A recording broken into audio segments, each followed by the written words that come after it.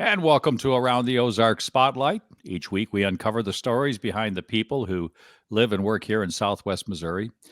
Those individuals with entrepreneurial spirit who like to write books about the stories and history of the Ozarks and its people, and who like to work to better the lives of others. I'm your host, Scott Meier. Today, we're going to explore, finally, because I should have probably done this a year or two ago, we're going to explore the world of dispensaries and cannabis, which used to be called marijuana, and we'll find out why it isn't called that anymore, with John Lopez, who considers himself the chief bud of operations and founder of Old Route 66 Wellness. Hello, John Lopez. How are you? Thanks for having me, Scott. Thanks. Absolutely. Now, John, I went and looked at your LinkedIn profile to get a little history on you. You obviously like to work for yourself. You're an entrepreneur. Let's talk about that for a minute. Why? When I got back from Afghanistan, I joined a buddy's company. I should have finished my senior year of college, but he talked me into it, and it was a tree and stump grinding company. Okay. And sorry if I'm a little, I've got a little bit of congestion, but You should try a little cannabis for that, but okay. exactly. I kind of just with that company saw the lower levels of entrepreneurship and the ability to grow it yourself and work for yourself. I saw different points of highs and lows for my eventual business partner. But working for him made me want to buy in, and that was the first business I bought into. Well, John, you raise a good point. You were almost a senior in college, which means that you had a life before you went into the service. So let's talk about that. Where are you from? I'm from Kansas City. I was born in Houston, Texas, but I lived in Missouri most of my life, from Excelsior Springs, which is a little bit north of Kansas City, and then moved to Springfield in 2001 when I graduated high school and started at what was then SMS. Oh, really? Okay. And you don't look that old. I'm 41. Well, obviously, we'll find out why you look so good. Good for you. So anyway, you didn't go to college right away, it sounds like. You decided to go into the service? I went to college for 4 years, majored in partying, and by the senior year, I had to make some decisions, and the military was the best one. Sounds familiar with my family. Go ahead. Yep. So the military straightened me out. The plan was to go back and graduate. I think I still have 22 hours. Might do that someday, but I joined the business instead. Well, you're already in it to win it. I don't know.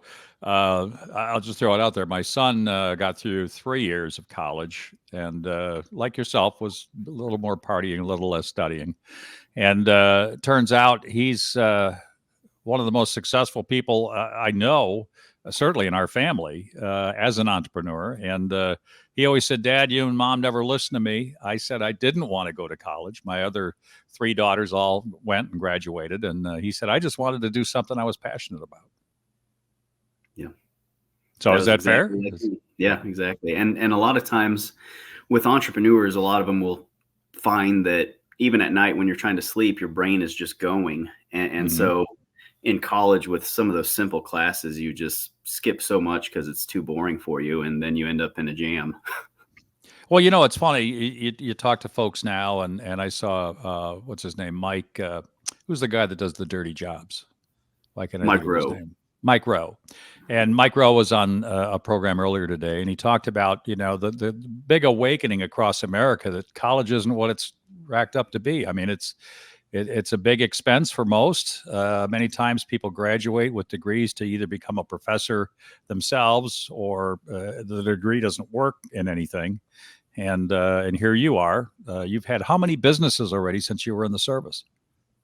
I've had 17 LLCs, but not all of them were, good businesses. A lot of them failed, and some of them I started and I have plans to do something later with.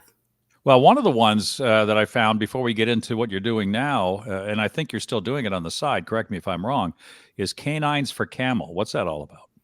Canines for Camo is a nonprofit where we rescue local dogs from local shelters and train them at Jeff City Prison, and then they go to their veterans for free. It's a nonprofit I started in 2017, and I still am on the board there, and have weekly. I do a lot with canines still, and still go to the prison to help train the prisoners as well in Jeff City. Is that right?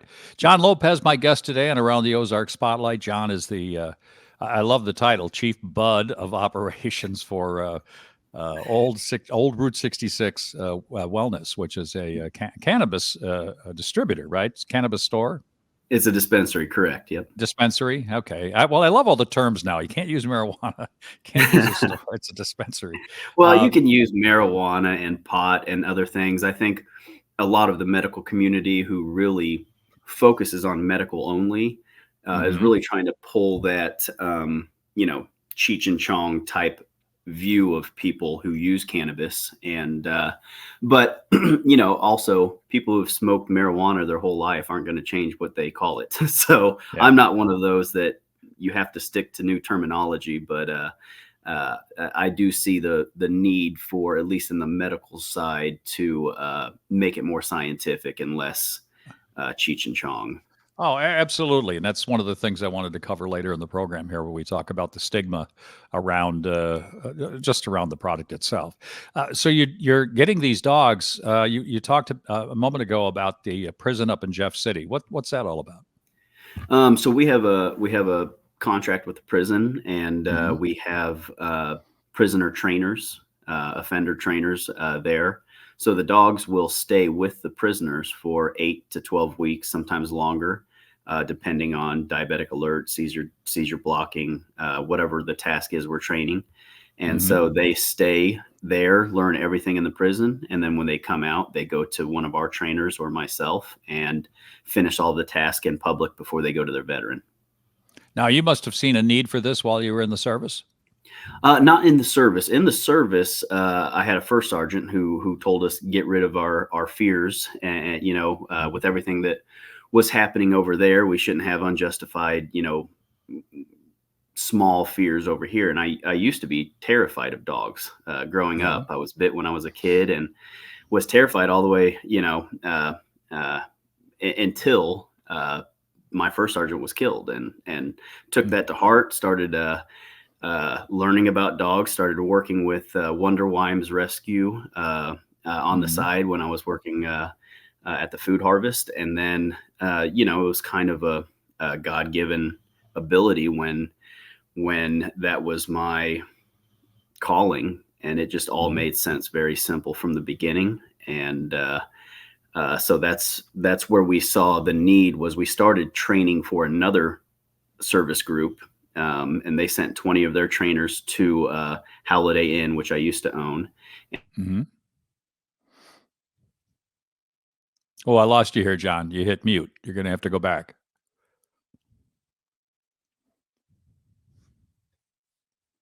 Wonder why that There you happened. go. I don't know. That's strange. That's a strange thing. Anyway, yeah. So you had a Holiday Inn and you had some trainers there. Yeah. So I used to own Holiday Inn Pet Resort and Labs for Liberty. The director called me and said, we have this great program. We want some better training. So they sent 20 of their trainers and their dogs, and they spent a week with us. We trained them on a lot of different tasks and CGC work, and worked with them in public. And that's when about 6 months later, myself and a few other people who saw the need started the board for Canines for Camo. Well, if you don't mind talking about that a little bit, you said you were in Afghanistan. Were you there for a couple of tours? I was there for 11 months. I had one tour. Okay. And sounds like it was 11 pretty full months. Pretty full months. I was a combat engineer. We had a split mission where part of it we were in charge of front gate access, so no one could come in until they were checked by us. Sure. Part of it was security outside of the fob, protecting Red Horse as they built a road. And then part of it we did a quick response force, which is if anything happened, we were the ones sent out to handle it. And then we also did route clearance for for some of it, and I drove a Meerkat. So I was the lead vehicle to find mines and IEDs as we cleared the route for more important people. So you you said you were nervous about dogs as a kid. That's a big step from being nervous about dogs to being lead vehicle with IEDs everywhere. You know, bombs and IEDs never worried me. Dogs have teeth. That was I didn't have a lot of stress overseas. I was pretty calm, but I've just Wow. always had an unnatural fear of dogs that shouldn't have been there. What's it been like for some of the folks that you served with? It sounds like you said you lost your first sergeant. Was that in the conflict in Afghanistan? Yeah, we that was in the conflict. That was July 19th, 2016. He was hit with a mortar round.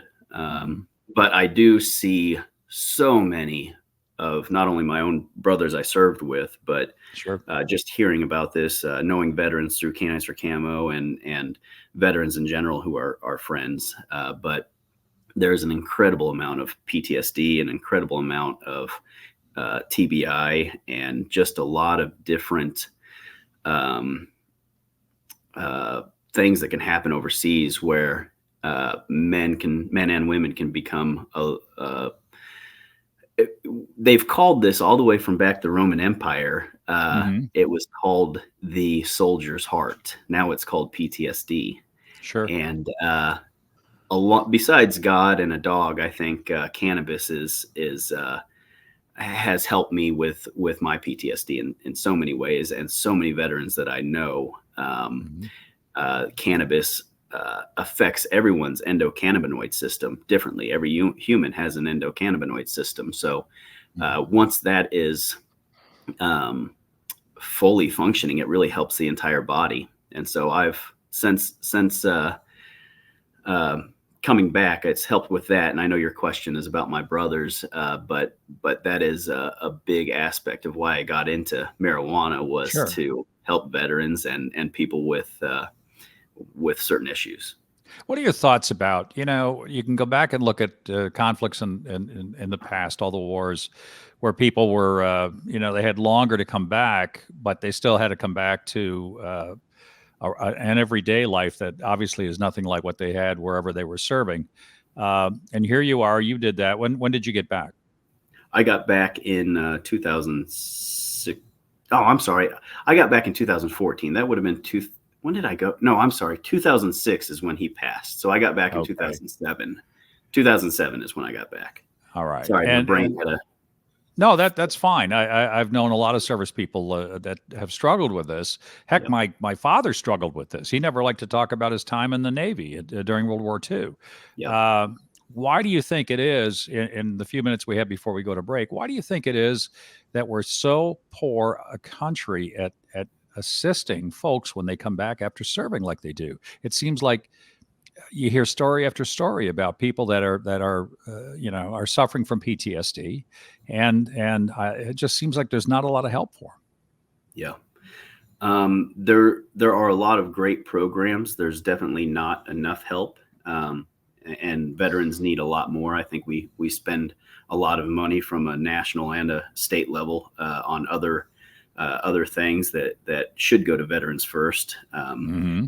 But as far as what we can do better, I know when I got out, there were you spend 11 months overseas, and then you have 6 classes, and you're done. And when you're in your 20s, you don't really pay attention, and some of this stuff doesn't affect you for a little ways down the road. I do Hmm. remember when I first got back, it was hard for me to not drive in the middle of the road because I was so used to not wanting to go on the sides where the mines and IEDs were. Sure. That Right. and it was very. Uh, I had to tell myself I'm in America, and it's very hard to explain to people. Like your dad had the same issue. Hmm. Something that you know your brain has you do stuff uh, because of muscle memory, but not only muscle memory, just training and everything else. Even when you come back, it's kind of just stuck for a bit. Sure. Oh, absolutely. My guest today and Around the Ozark Spotlight, you're hearing John Lopez. John, and we'll talk about this when we come back from the break. John is owner-operator of a cannabis dispensary known as Old Route 66 Wellness. He's good enough to share some of his military background with us as well. And we'll be back in just a moment with more on Around the Ozark Spotlight. I'm your host, Scott Meier. Back in just a minute. Hey, everybody, it's Ethan and Sarah Forhetz from your favorite podcast, Around the Ozarks in 5. I'm sure you've been wondering, how can I get even more amazing stories, events, and witty banter to start my day? Well, look no further. Here we are. Sign up for our daily newsletter. You'll have what's going on around the Ozarks right at your fingertips each weekday morning. Yeah, just go to aroundtheozarks.com, click on the newsletter tab to sign up. Thanks for listening to Around the Ozarks in 5. We hope to see you in your inbox soon. Welcome back to the second half of today's Around the Ozark Spotlight. I'm your host, Scott Meier, and with me today, very pleased to have John Lopez. John, who considers himself, because he owns the place, the chief bud of operations and founder of Old Route 66 Wellness. This whole thing with dispensaries came up quickly here in Missouri a couple of years ago, found its way on ballots, and all of a sudden, lo and behold, marijuana is a legal substance, at least in the state of Missouri. Obviously, nationally, federally, you can argue back and forth about if it's legal or not. The law says it's not, but there seems to be a lot of laws these days that people don't particularly stick to. But here in Missouri, it is law that you can sell, correct? Right. Both medical marijuana as well as recreational marijuana. Why don't you tell us a little bit about the whole dispensary thing in your life? Because you were talking about your military background and how that led you to wanting to get into this, but it was a pretty competitive situation to even get a dispensary. Can you walk us through that as an entrepreneur of what that was like? Yeah, it was very, very competitive. We had a less than 2% chance to get a license. And I went all in. I sold my entire dog training operation to buy the building so that I could put in the application. So I went all in with just the application with the 2% chance, and built a great team. My business partner, Matt, and Christy and David, Ashley and Chris and several others helped. But for the most part, myself, Matt, Christy, and David wrote the application. It took us probably about, my memory is very bad, somewhere between 6 months and a year. John, wait till you get 20 years older. It's going to be worse. Exactly. But it was at least 6 months. We worked several times a day, always meeting at Classic Rock, and just a lot of that was based around security. So we put together a great security plan for the dispensary. We brought in key players, our GM, 20 years experience from California, our pharmacist, who's also a partner, my business partner, who's great in analytics, and our CFO, and a lot of business mindset. And what that application was looking for was security and compliance. And if you answered all of those questions properly, that's what it was graded on. So this was the second round of micros was more of a lotto. The first round was graded by another state. A firm was hired to grade them all, and we ended up in the top 5% with 2 of our dispensaries. Okay, so you have more than one. So we currently, well, I'll just tell you, because we announced the deal yesterday.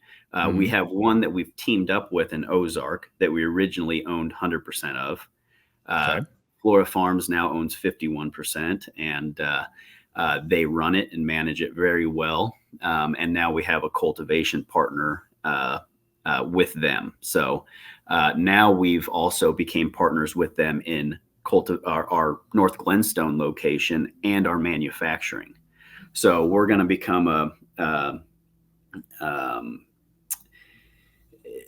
a much more well-oiled machine, partnering with key players here. But so yes, in the beginning we had 2, And then we bought a manufacturing license. And so right now we have 3 plus a transport security license. And we also do cannabis marketing. John, if we looked 5 years down the road, what would it look like?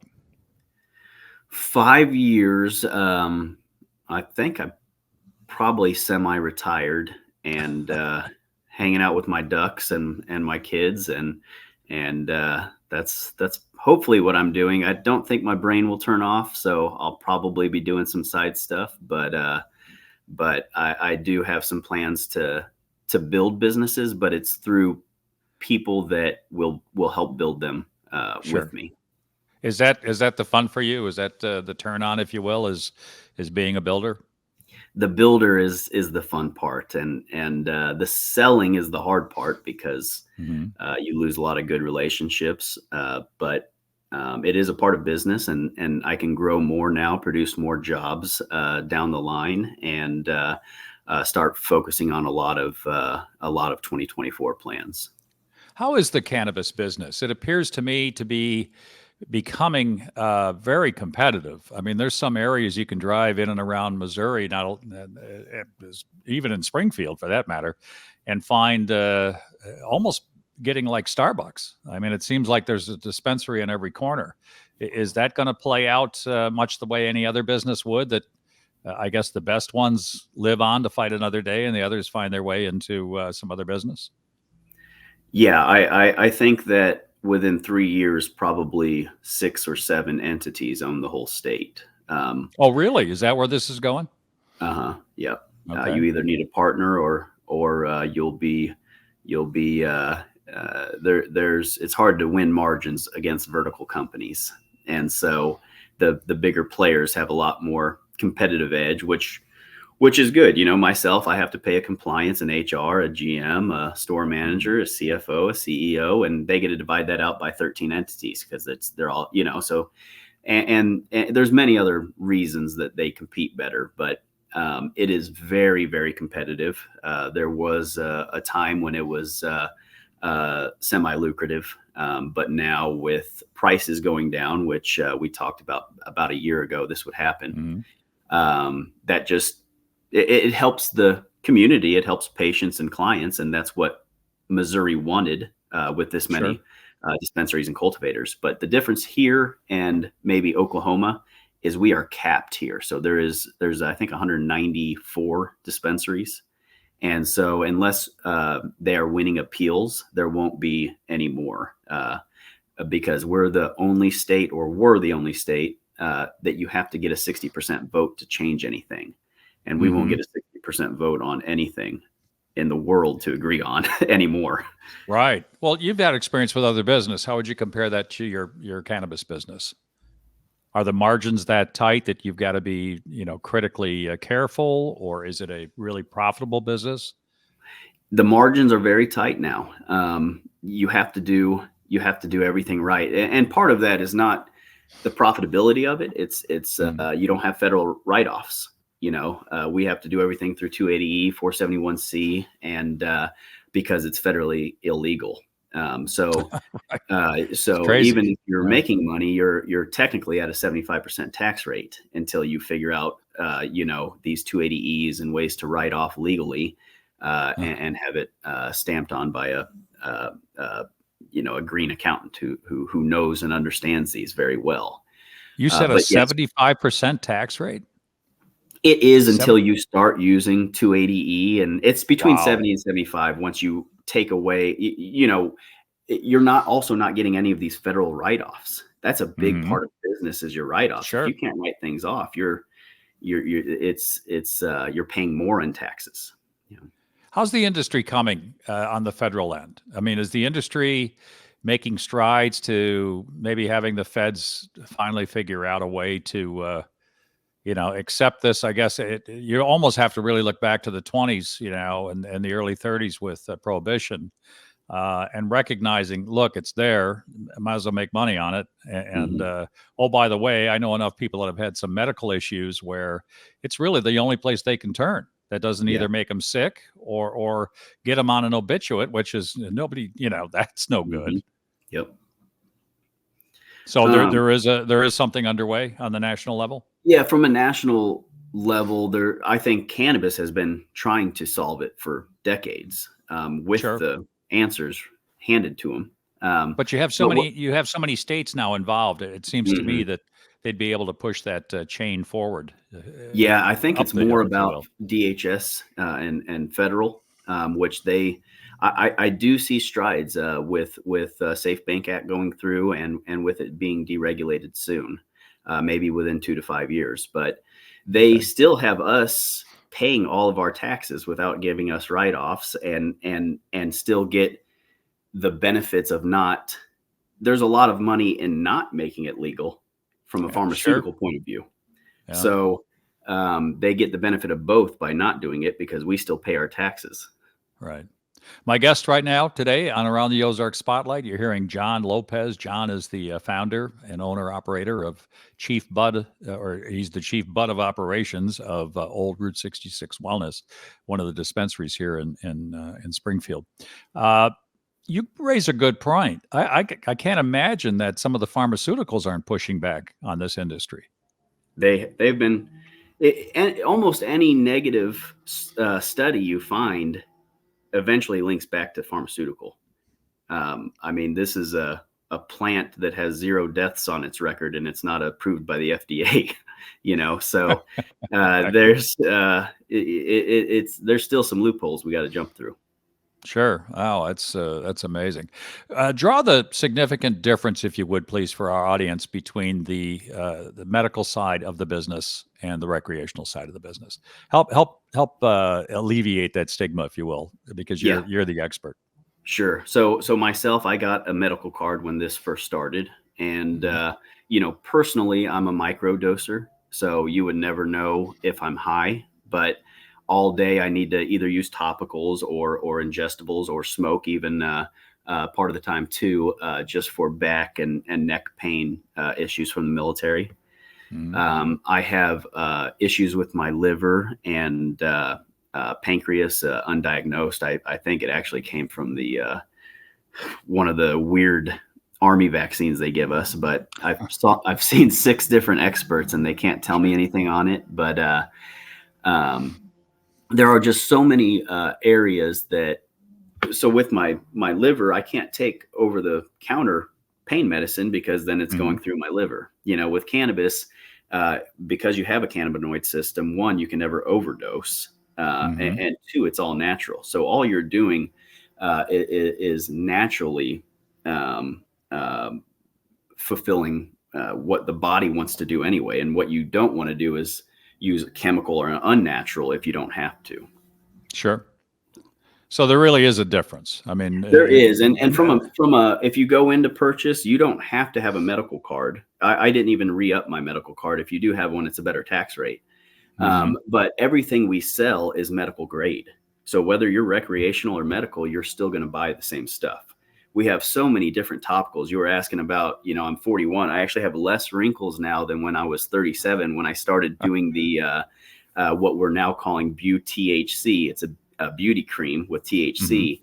And because THC is an anti-inflammatory, along with some other natural chemicals, this is the best on the market. And people don't realize the huge medical benefits. There's nothing better for seizures. There's nothing better for, I could name 20 different diseases. I have to say I'm not a doctor, and I don't, I have to say that on this. No. But and you just did, so that's good. And in my opinion, though, I mean, my business partner Ashley, her son Aiden used to have many seizures a day, and after cannabis, he went to 0 or 1, and she used to have to drive across state lines to smuggle weed in for her own son. Sure. That's the sad part of when it does get regulated. It's going to be hard to get FDA approved or anything like that because there are no chemicals. No, it's an excellent point. So it's kind of a rock and a hard place. I'm not sure there's an easy answer here. Yeah. Going to take smarter people than myself to figure out. Well, you've got about another 30 seconds to let people know how best they can find you and how simple it is once they go in the store. I only speaking for myself, I've not been in a dispensary. and I'm a little nervous about doing it. So And with I don't know Old Route why, right? Well, with Old Route 66, and that's how it was. I was nervous the first time I went in Oklahoma, but Old Route 66, we do home delivery, so it's free inside Springfield. If you don't want to go in, you also can order online and pick up in our drive-through. But when you go in, you're going to see some of the friendliest employees. A lot of them are some of the most intelligent and health-minded people you can imagine, and they will walk you through what strains to pick, what terpenes are in those strains that help with certain issues, and they would be the ones that know much more than I do. John Lopez, I want to thank you for taking the time out of, I'm sure, a very busy day to be able to tell us all about your dispensary and just the whole product of cannabis and what it can do for folks. Also, my producers, I want to thank Taylor Worley and Jay Stevens, as well as all of you for joining us today. If you happen to miss all or part of today's program, you can find it in its entirety on aroundtheozarks.com on the website. Also, Facebook and Instagram, or even X. Or you can look in the Apple App Store for the ATO app, which can also be found in Android apps as well. I'm Scott Meier. Remember, every day is a gift, and be kind to others. Have a great day.